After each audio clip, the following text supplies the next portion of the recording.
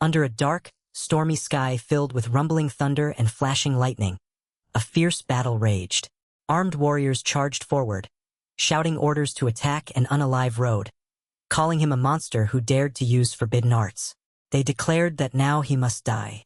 Up in the sky, a towering, undead dragon soared above. Standing on the undead is our MC, who is called Road. He explains that he was the monster in their mouths. They called him a monster for one simple reason. He was the world's only necromancer.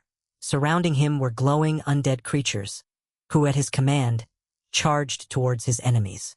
Enemies yelled to unalive him, asserting that this world had no place for such taboo magic, while unleashing fiery meteors toward him. Facing the raining fireballs, Road decided to test his most mysterious forbidden spell on all of them, releasing a massive beam of magic that pierced through the sky. Suddenly, everything went dark, and a voice gently called out to him, asking for young Master Road. He opened his eyes to see his maid, Leah, standing before him, informing him that it was time for breakfast. Road finally got out of his bed and made his way to a mirror. Looking at his own reflection in the mirror, Road was shocked to realize he had gone back 20 years into the past. In his previous life, at the age of 32 as he lay dying, he had crossed over to another world. There, he became the sole necromancer, mastering the forbidden arts of death and commanding an army of billions of undead. He was the most powerful archmage that world had ever known, and the invincible undead he summoned could crush anything in their path. No one could stand before him. His power had long surpassed national-level threats, yet those fools still thought they could band together and purge him as the world's greatest calamity. He reflected on how it was a pity that he was just about to unleash that forbidden spell he hadn't fully mastered when, suddenly, he was thrown back to the past. Leah urged him to hurry, warning that if he was late, the Lord would punish him again. Road apologized and told her to go ahead while he followed, surprising Leah. She wondered to herself if young Master Road had just apologized and smiled at her, questioning if this was really the cold, cowardly young master she remembered. Walking down the grand hallways, Road reflected on how it brought back memories. His name was Road, the youngest son of Baron Morris from a fallen noble family on the border of the Tatus Kingdom. By reputation, he was a spoiled, lazy brat with no future. In his past life, their family fell into ruin. Everyone died tragically, and he could do nothing but watch, powerless to stop it. Though given a second chance, he had lost all his cultivation and spells, meaning anyone could unalive him right now. However, his memories as a necromancer still remained intact, and he resolved that this time, he would change everything with his own hands. He entered the dining hall where his family was seated. His father, Baron Shiro Morris, scolded him, asking if he was late again and trying to cook up another excuse to skip his studies. Road apologized to his father and assured him that he had no intention of skipping his studies, guaranteeing he wouldn't miss a single lesson from now on. Seeing his father's face, Road thought to himself that he hadn't seen that stern face in years. He pondered how House Morris could have ever fallen given his father's strict, disciplined personality, resolving that this time he must find out the truth. His elder brother, Leo Morris, chimed in, telling Road that he couldn't keep slacking off and asking how he expected to inherit House Morris like this. Their sister, Sif Morris, who is drawn beautifully OMG. The artist deserves some money. She tells Leo not to be so hard on him since he was the eldest. She warmly offered food to Road, telling him to eat up. Road thanked his sister, thinking about how she was still as gentle as he remembered. He recalled that, in his memories, to save the failing Morris family, Sif was forced into a political marriage with House Gorbei. However, Gorbei was secretly in league with demons and sacrificed her to a demon, leading to her gruesome death. Road firmly resolved that, in this life, he would never let that happen again.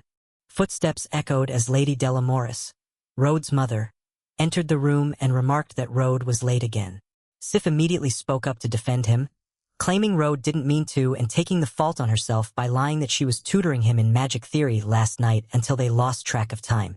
Lady Della cut her off, shouting enough, and telling Sif to stop making up pathetic excuses for him.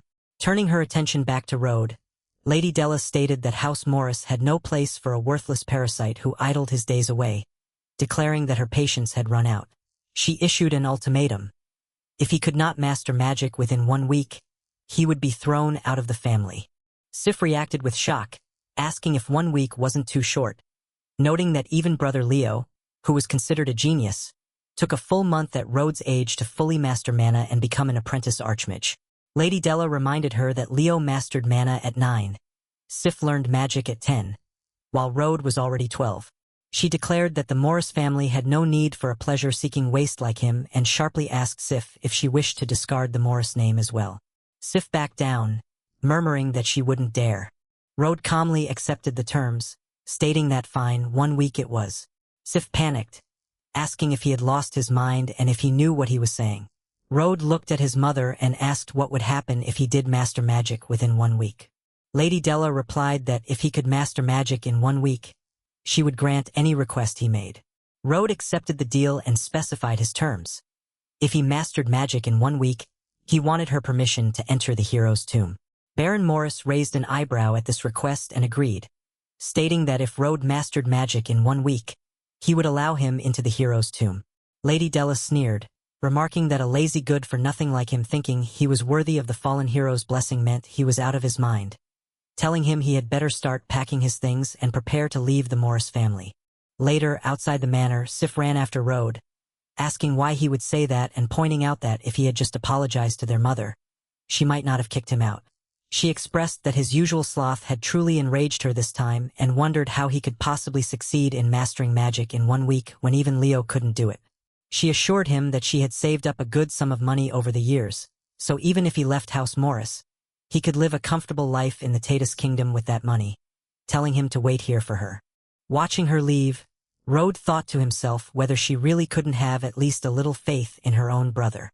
He admitted in his thoughts that if he hadn't been reborn, he wouldn't believe he could do what even Leo couldn't either. Stretching out under the open sky, Rhode smiled and concluded in his mind that since he had decided to change everything, it was time to make it happen. Standing in the open area, Rhode recalls that in his life, he had only discovered by chance that a legendary figure slumbered there, in the hero's tomb. But as for now, he'll have to make do with a monster boss in the forest behind the castle. He moves around and manages to find the spot, the place where the skeleton of an Earth Render Alpha was buried. He notices that the mana in his current body is extremely weak, barely at apprentice archmage level. He was too neglectful in his daily training back then. In this world, based on the quality and quantity of mana within the body, all classes are divided into 8 major realms: Legendary, Saint, Grandmaster, Sage, Intermediate, Advanced, Apprentice, Beginner. Every legendary archmage has forged immortal deeds and left their mark on history. Before he was reborn into this life, he was a necromancer far surpassing the legendary realm. Levels long since lost all meaning to him. The only word that applied to him was strongest. Although with his current mana, he can probably only summon 1 undead monarch still remains. As a low-rank monster boss, this Earthrender should have possessed the power of a beginner archmage in life.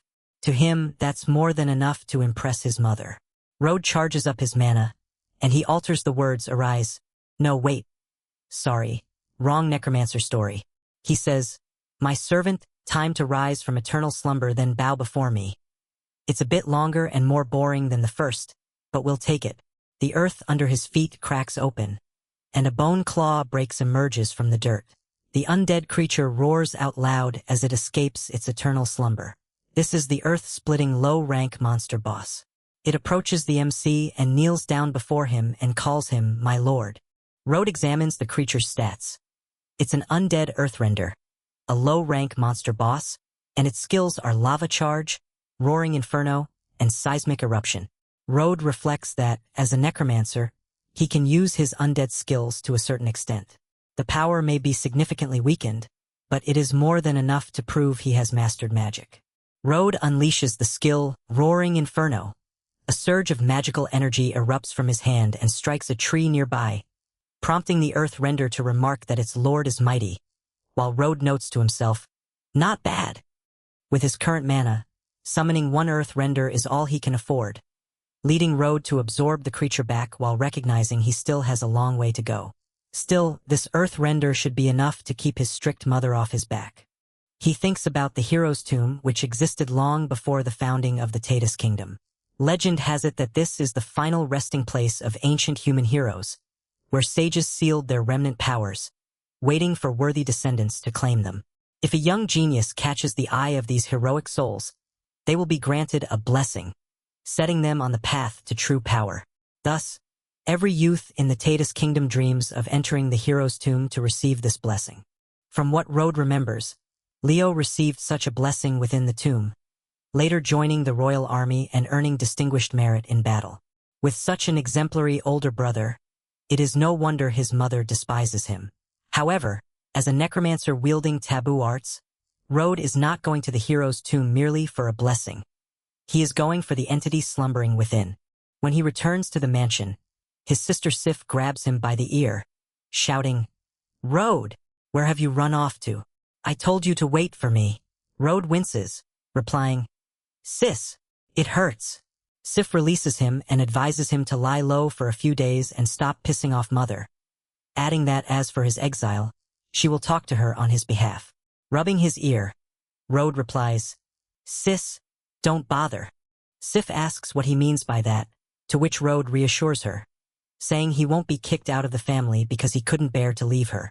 Before Sif can respond further, the maid, Leah, runs down the steps, calling out that young Master Rode's magic lesson is about to begin. Rode turns and tells Leah to lead the way, to which she replies, "Sure, young master. Right this way." Left behind, Sif looks on in doubt, thinking that if even Leo couldn't pull it off, running his mouth alone won't make it happen, and considers whether she should still beg Mother for mercy. As Rode arrives at the classroom, the youngest son of Baron Antam mockingly calls out, "If it isn't our good-for-nothing Rode, skipping class like it's his job, finally feeling like showing up?" He heard Rode is about to be kicked out of the Morris family.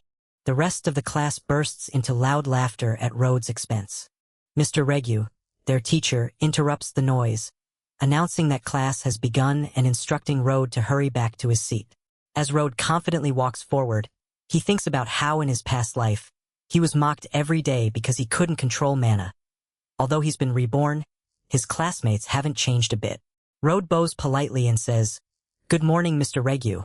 He apologizes for being late. Mr. Regu, caught off guard, stammers a response back before sending Rode to his seat, while privately wondering if Rode just greeted him and apologized, noting that it is not like him at all. Watching Rode sit down, the Baron's son scoffingly mutters that Rode is such a hypocrite. At the front of the room, Mr. Regu begins lecturing that mana is a powerful and mysterious force, and magic is the myriad ways people wield that power.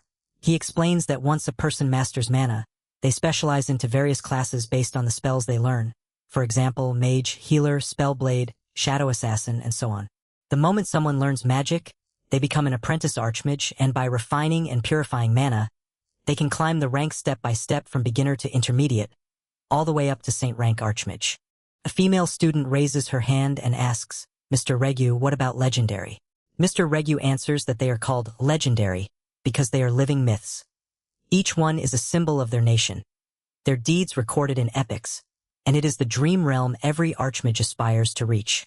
Unfortunately, legendary archmages now exist only in legends, while even grandmasters can be counted on one hand, with the Tatus kingdom not having produced a legendary in 700 years. He warns them not to get ahead of themselves, emphasizing that mastering mana and learning magic is how they earn their place in this world. Especially for nobles like them, they must master mana before age 13 so they do not fall behind right out of the gate.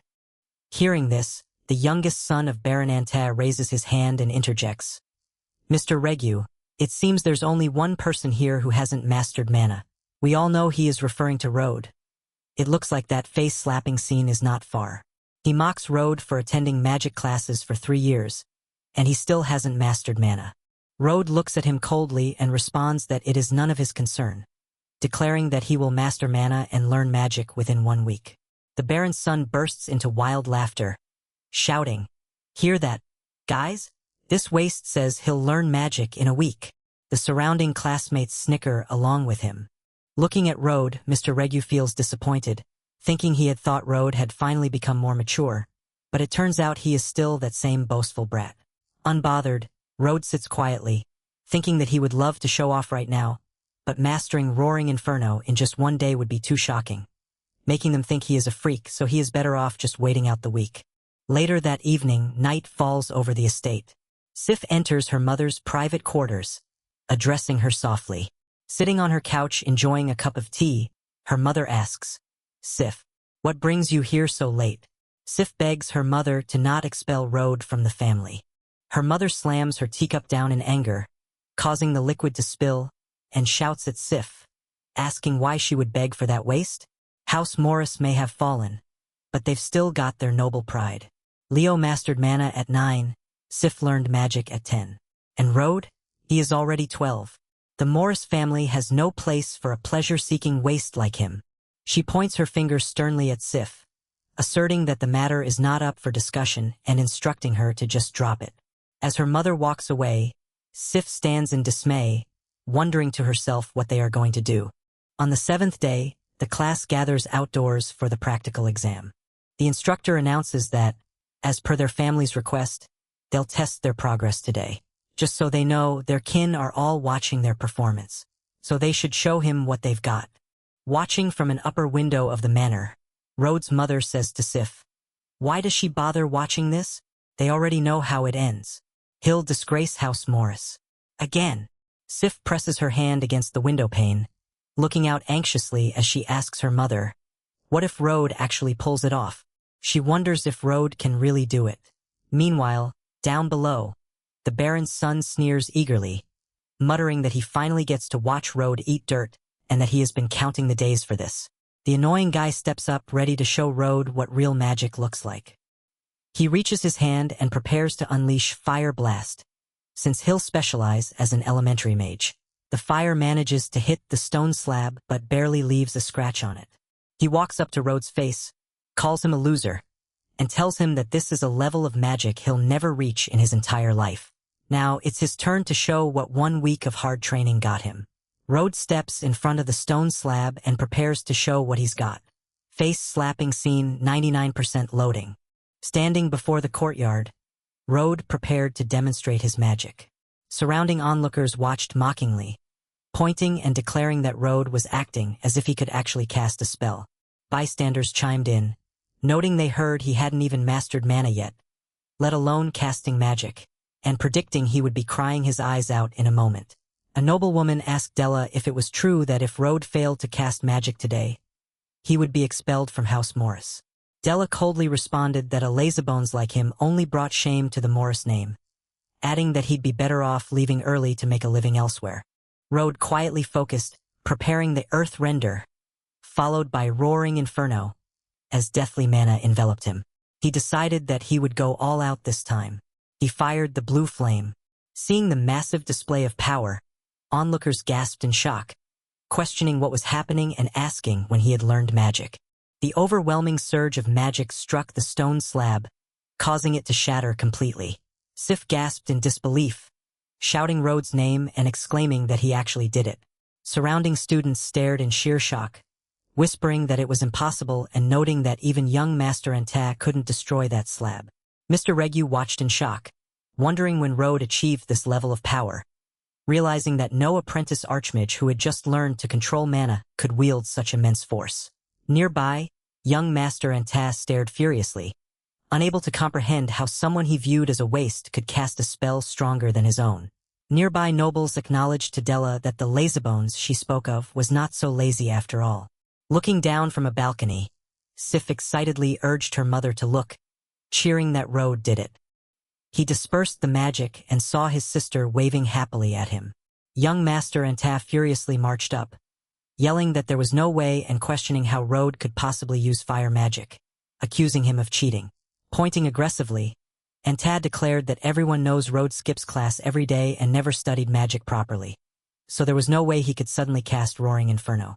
As murmurs erupted through the crowd, Anta accused Road of using despicable means to avoid exile by stealing a magic tool from the family treasury to cast the fire spell.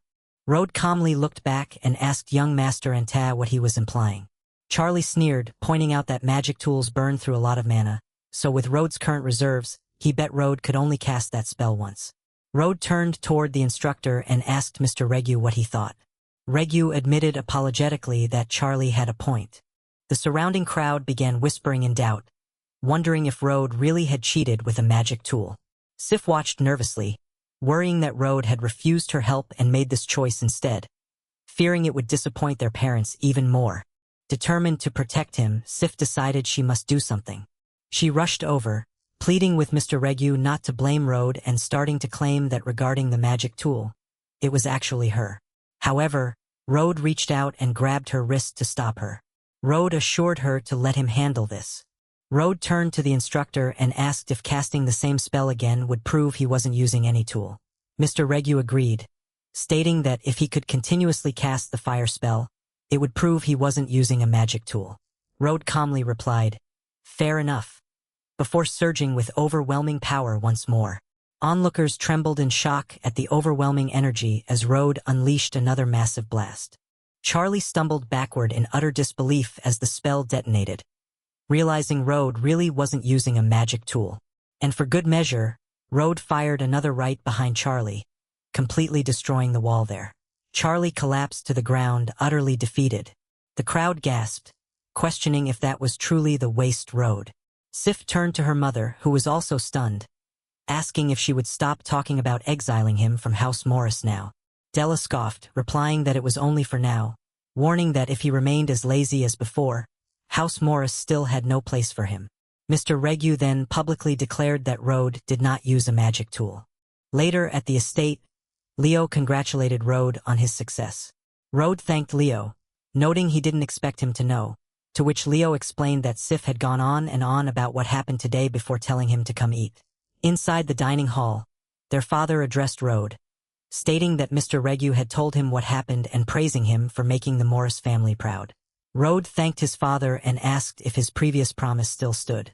His father confirmed that it did, stating that the hero's tomb would open in 1 month and he would secure a slot for him. He added that slots were expensive and required a heavy sacrifice, so Rode must obtain a powerful heroic blessing within the tomb to justify it. Della sternly added not to disgrace the Morris name. His father further announced that since Rode had mastered magic, the family would grant him the same treatment as Leo and Sif, urging him to train diligently. Rode bowed politely and thanked his father. Quietly to himself, Rode smirked, thinking that he had finally secured a slot in the hero's tomb. He reflected that while heroic blessings were powerful, they were useless to him, because inside that tomb, his necromancy was what would crown him king. From what he knows, there's an unmarked grave in the hero's tomb. No one knows his story. He was an incredibly powerful legendary spellblade from the primordial era, and he will be his next summon.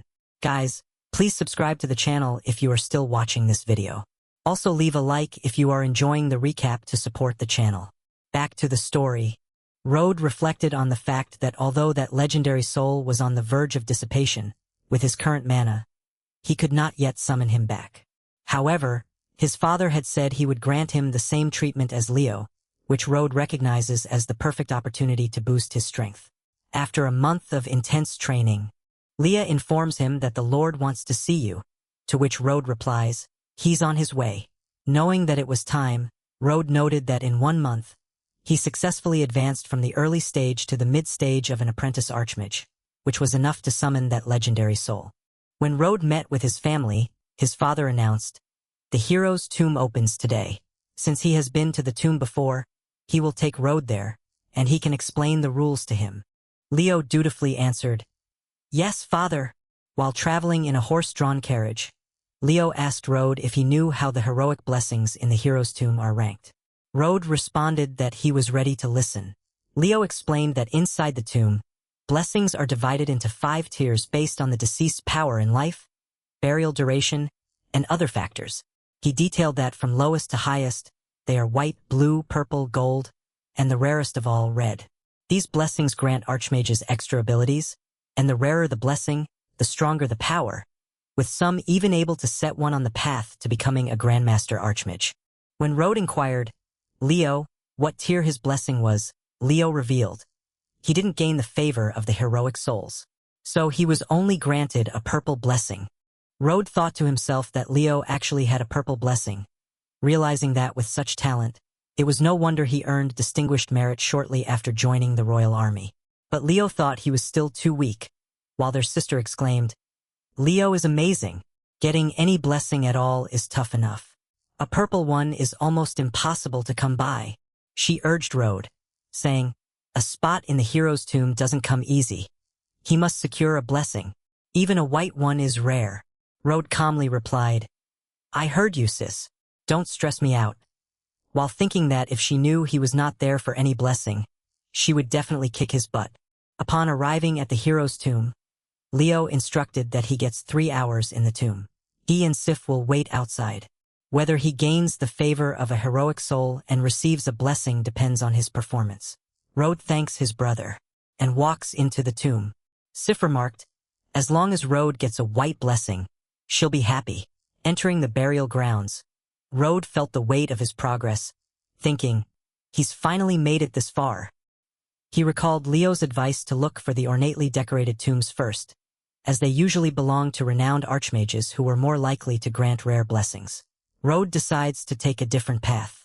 Road acknowledges that Leo's judgment was not wrong, but reflects that if he did not have his past life memories, he would have no idea that beneath a centuries-old, nameless grave lies a legend.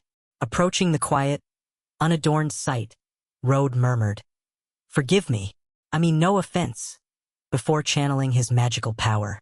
He says, "Ancient hero, rise from eternal slumber and bow before me."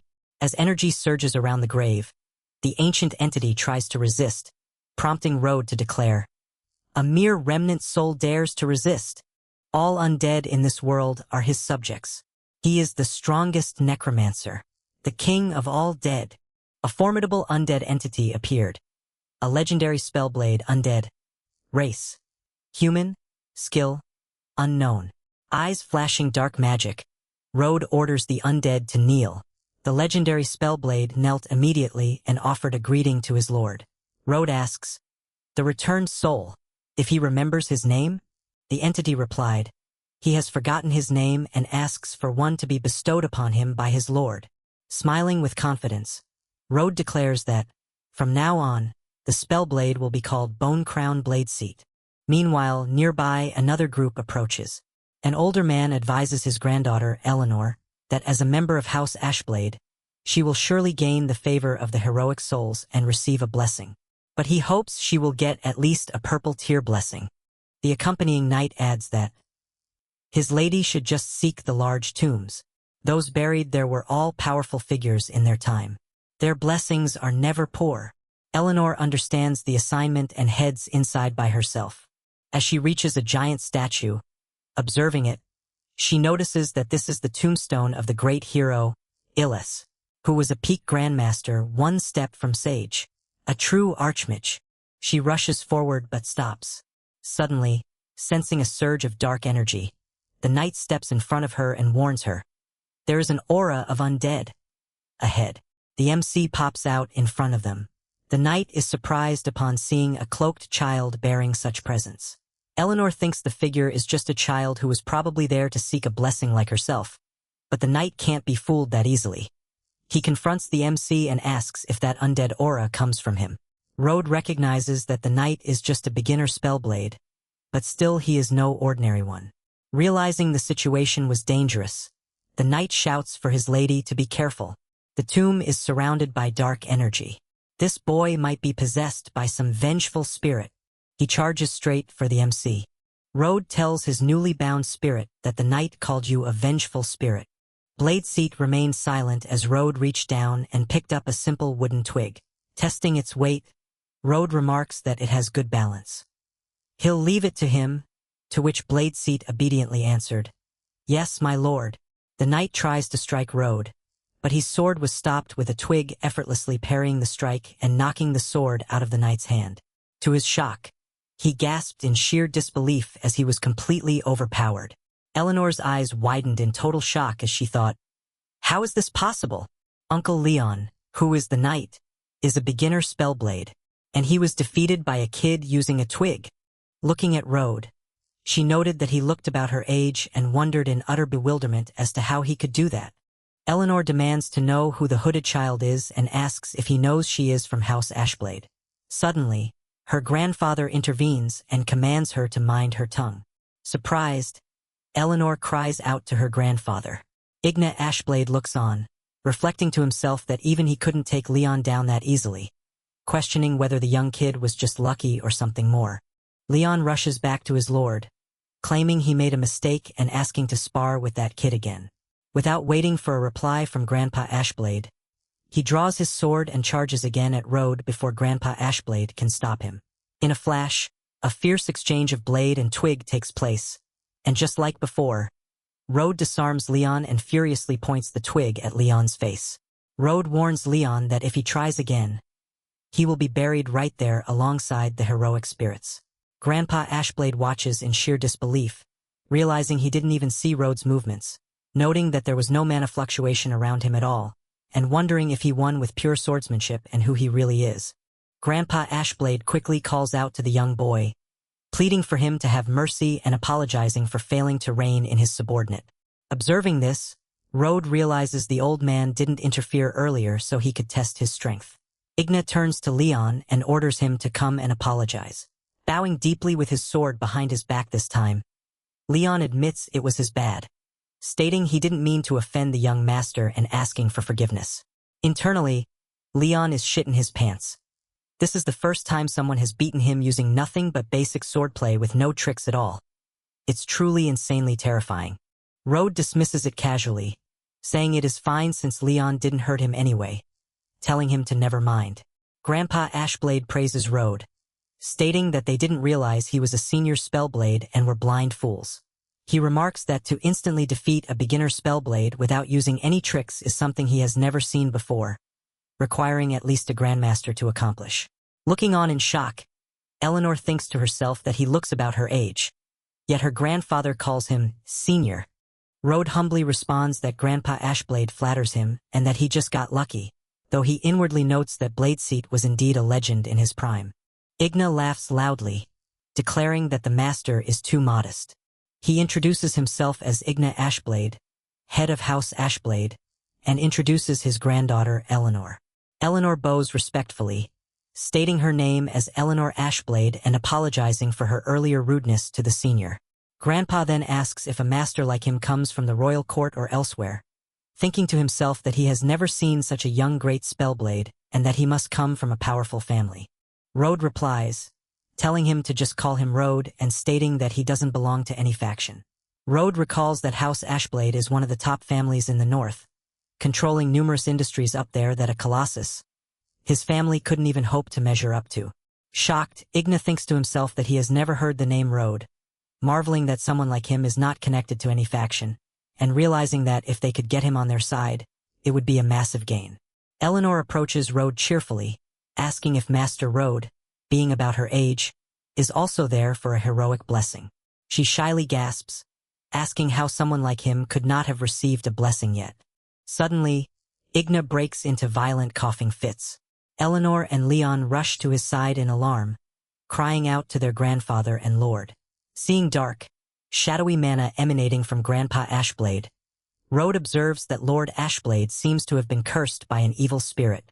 Leon is astonished that the master can tell what's wrong with him at a glance, explaining that they've brought in so many healers, but none of them could figure out what was wrong. With tears welling up in her eyes, Eleanor adds that her grandfather was ambushed by demons during a battle decades ago, and he has been like this ever since, remaining uncured after all these years. Grandpa Ashblade weakly assures them that he's fine. Road explains that it makes sense, as he's afflicted by an evil spirit curse imposed by demons, noting that few people know how to handle such things. Eleanor asks if Master Road can diagnose her grandpa's condition. Then he must also know the cure too. She looks at her suffering grandpa and, promising that if he can save her grandfather, House Ashblade will agree to anything he asks. Road contemplates that since Lord Ashblade was injured from battling demons, he is truly an admirable hero, and for a necromancer like himself, dealing with evil spirit curses is extremely simple. Road informs them out loud that curing him isn't difficult. Overjoyed, Leon and Eleanor ask if he is serious. Road confirms it, adding that to eradicate it completely, he'll need to prepare several items. Eleanor weeps with happiness, exclaiming that it's wonderful and her grandfather's condition can finally be cured.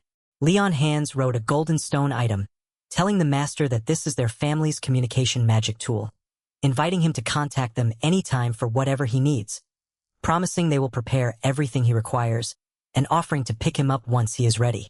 He also asks Rode to feel free to contact him if he needs anything.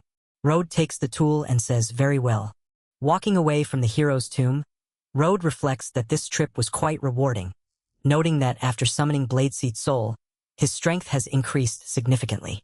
He realizes that after all these centuries, Bladeseat's power is probably down to 1% of what it used to be, but he is confident that with his help, he will certainly return to his peak. Suddenly, Sif calls out his name, asking which heroic spirit blessed him and what tier it was. Panic strikes Rode as he realizes he totally forgot about that, knowing there is no way he can explain that his gains in the tomb are worth more than any heroic blessing. The more furious Leo steps up, stating that he doesn't sense any blessing on him. He asks what is going on, sternly reminding Rode that the family paid a heavy price to secure this opportunity for him, demanding to know how he didn't receive any blessing in the tomb.